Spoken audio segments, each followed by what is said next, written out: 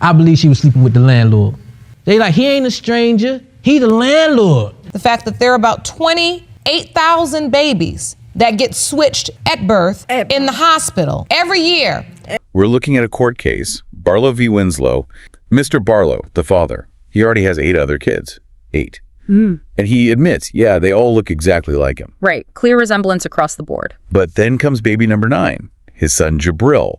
And suddenly, Mr. Barlow walks into court demanding a paternity test. His claim, this specific child, Jabril, bears absolutely zero resemblance to him. None. And it's not just a vague doubt. Oh no, he has a whole theory worked out. He's got a suspect. Which brings us to the core drama. Mr. Barlow says, look, I was away when the baby was conceived. And his big accusation, the one he brings to court, is that Mrs. Winslow, the mother, was, and I quote, sleeping with the landlord. Wow. That's a huge accusation to level. And it means, for this deep dive, we aren't just looking at DNA. We have to unpack infidelity claims, money troubles, personal histories. And then, just when you think you've heard it all, this totally different, frankly shocking theory emerges from Ms. Winslow herself. Exactly. It's a lot to synthesize. Okay, so let's start with that landlord accusation. It's explosive. What proof, what actual evidence did Mr. Barlow present to back up such a damaging claim? Well, interestingly, he started by talking about himself, his own background. Okay. He admitted right there in court, I have a long history of infidelity. That's his own admission. Wait, he admits he's cheated repeatedly? Yes. And then he claimed Mrs. Winslow was basically out for revenge. He said she told him she wanted payback for his cheating. Did she say that? She absolutely denied it, emphatically. Yeah. Said she never said anything like that. So let me get this straight. He admits he cheated and uses his own infidelity as justification for suspecting her. That's quite the psychological loop. It really is. He's projecting his own behavior onto her, isn't he? Expecting betrayal because that's what he delivered. Seems like it. But what about tangible proof? Did he have anything more concrete than this payback theory? He focused heavily on phone calls. He claimed that while he was away, she hung up on him constantly. Over 80 times, he alleged. 80 times. Why? Because, he claimed, the landlord was always there. He said she'd quickly say things like, he's here, call me back, and hang up, implying, the landlord was right there all the time. Okay, 80 hang-ups does sound like a lot. But the detail he really hammered on, the one that made the court pay attention, was the timing. He claimed he'd call late, like 10 p.m. 10 night? Yes. And the landlord would still be there. Doing what? Allegedly putting together beds and stuff. Okay, that does sound a bit odd. A landlord putting furniture together at 10 p.m.? It does raise an eyebrow, yeah. Yeah. But Ms. Winslow had a pretty straightforward explanation for it. What was her side? She pointed out, look, this landlord runs the whole business himself. It's a 3-story building, and he doesn't hire outside help. No contractors. Ah, so he does all the maintenance himself. Right. And she said, if there's an emergency, like, say, water leaking, and I've got 3 little kids in the house, yeah, he'd come at 10 p.m. to fix it, because he had to. That makes sense for emergencies. What about the beds, though? Well, she also brought up Mr. Barlow's absence. She said, I was pregnant, I needed help with manly duties, things like putting together bunk beds, an entertainment center, stuff she couldn't do alone. Because Mr. Barlow wasn't there to do it. Exactly. So the landlord was stepping in, helping out, because the father was, as she put it, absent. That completely reframes it. He's not there suspiciously late. He's helping out of necessity, filling a void. Precisely. But Mr. Barlow wasn't buying the kindness angle. He shifted his attack to money. How so? He pointed out the rent. It was supposed to be $2,500 a month. But he said the landlord initially only took $300 from Mrs. Winslow. And Mr. Barlow pressed the judge. Like, who's going to take just $300 for $2,500 rent? That's not normal landlord behavior. He implied something else must be going on. So what looked like suspicion to him? Was actually, according to Ms. Winslow, an act of serious charity. Her counter story here was really powerful. What happened? She explained she'd just been scammed out of $2,000 by a previous crooked landlord. She was literally driving around in a U-Haul with her 3 kids. Basically homeless. Stranded with 3 children. Wow. Yes. And this current landlord saw her situation, took pity on her as a single mother, and let her move in immediately. He told her she could pay the deposit and the full rent later once she got her money back from the guy who scammed her. That completely changes everything. The $300 isn't suspicious. It's an act of kindness for a desperate family. Exactly. It flips the narrative. But Mr. Barlow clung to this landlord is too kind idea. He even claimed the landlord was buying them furniture, gave their son a bed, brought them a refrigerator. Mrs. Winslow flatly denied he bought any furniture. She did say again, yes, he assembled the bunk beds, but that was part of those manly duties she needed help with because Mr. Barlow wasn't there. Okay, let's go back to the communication issue. The 80 hangups. That still feels significant. Ms. Winslow had a very different take on that, too. What did she say? She said he wasn't calling to talk. He was calling just to, quote, hold the phone. He was listening, trying to catch background noise, obsessively searching for any tiny sign of cheating. Why? Because of his insecurities, she said. Because of his history of cheating. She told the court straight up, I haven't cheated on him. Ever.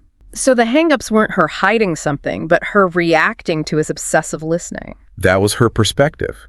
And it loops right back to his own admitted infidelity, creating this deep paranoia that he then projected onto her. He demanded proof of loyalty he never gave her. Her irony is just, wow. And then Mrs. Winslow dropped another piece of information. She revealed what really shifted Mr. Barlow's paranoia into high gear. What was that?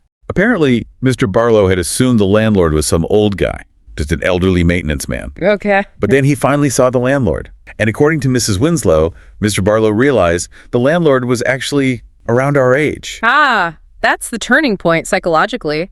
Suddenly, the potential rival isn't a harmless old man. Exactly. It's a contemporary. A man potentially stepping into the role Mr. Barlow himself had left vacant. And that just fueled the fire. Totally. Mr. Barlow described then starting to notice the landlord more. He said he showed up unexpectedly one time, and there's the landlord with his family, crossing the street, bringing them ice cream and sodas because it was a hot day. Okay, that's pretty involved for a landlord. Another time playing football with the kids. And Mr. Barlow's constant refrain in court was just this suspicious question. He always at the house for what? So what seems like a really kind, maybe unusually involved landlord. To a man consumed by jealousy and suspicion, every single act of kindness just becomes more evidence of an affair. It's building this whole narrative in his head. But this is where the story takes a truly unexpected and frankly heartbreaking turn. Okay. Ms. Winslow.